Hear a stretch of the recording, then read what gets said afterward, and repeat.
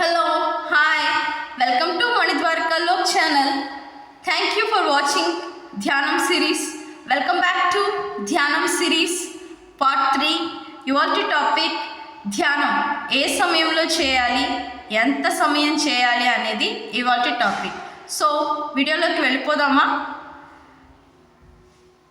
సృష్టి స్థితి లయకారకుడైనటువంటి పరమశివుడు నిత్యం ధ్యానముద్రలోనే ఉండి ధ్యానం చేస్తూ ఉంటారు.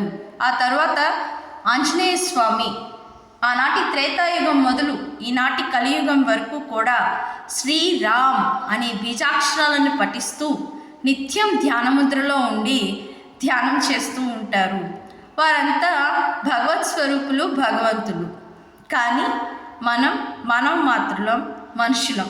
మనకి ఇవ్వబడిన చెప్పబడిన ధర్మం ప్రకారం బ్రహ్మ ముహూర్త సమయమున అనగా ఉదయం తెల్లవారుజామున 3:30 మొదలుకొని 4:30 వరకు ఉండే సమయాన్ని బ్రహ్మ ముహూర్తంగా పరిగణిస్తారు. ఆ సమయంలో గనక మనం ధ్యానాన్ని, మెడిటేషన్ని గనక ఆచరించినట్లయితే మనం పొందేటువంటి ఫలితాలు అత్యద్భుతమైన ఫలితాలు.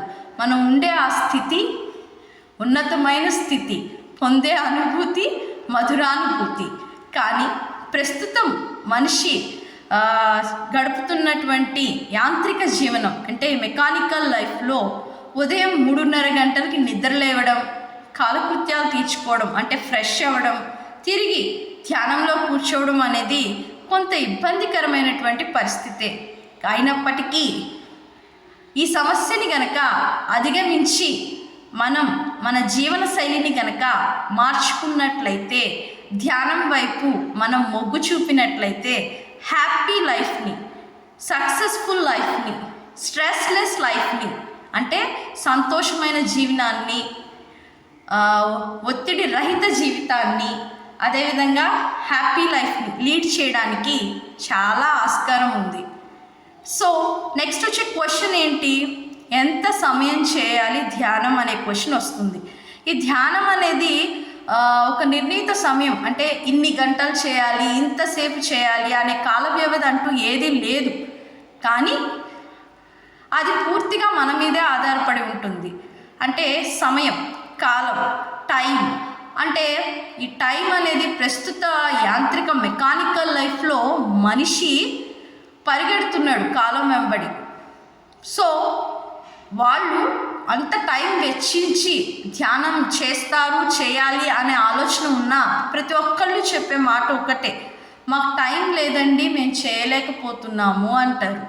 కానీ ఒక చిన్న మార్పు మన జీవన శైలిలో కనుక మార్చుకున్నట్లయితే చాలా బాగుంటుంది. అంటే ఉదాహరణకి ఒక మనిషి వయస్సు 38 సంవత్సరాలు అనుకుందాం. అతను 38 నిమిషాలు కనుక ధ్యానాన్ని తన నిత్య జీవితంలో, దైనందిక జీవితంలో ఆచరించినట్లయితే పొందేటటువంటి ఫలితాలు చాలా అద్భుతంగా ఉంటాయి అని చెప్పేసి మన గణాంకాలు, సర్వేలు చెప్తున్నాయి. సో కనీసం అంత టైం కూడా మాకు కుదరదండి అనే వాళ్ళు కూడా ఉంటారు కదా. కనీసం రోజులో 10 నుంచి 15 నిమిషాలైనా అంటే 24 గంటల సమయాన్ని ఒక రోజు కింద పరిగణిస్తాను కదా.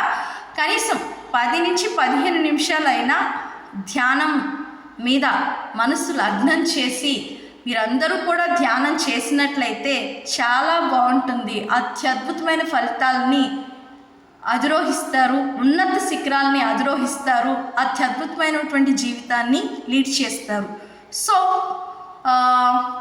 ఈ వీడియోలో మనం ఏంటంటే, ఈ వీడియో చూస్తున్నవారు, చూడబోయేవారు ప్రతి ఒక్కరూ కూడా ఈ క్షణం నుంచి కనీసం 10 నుంచి 15 నిమిషాలైనా ధ్యానం చేస్తారని మనస్ఫూర్తిగా ఆకాంక్షిస్తూ, సర్వే జన సుఖినో భవంతు. ధ్యానం శరణం గచ్చామి, ధ్యానం శరణం గచ్చామి. Please like, share and subscribe to Manidwaraka Lok channel. Thank you. Next part 4 ధ్యానం సిరీస్లో ధ్యానం ఎలా చేయాలో తెలుసుకుందాం. సో అప్పటి వరకు సెలవు. సర్వే జన సుఖినో భవంతు.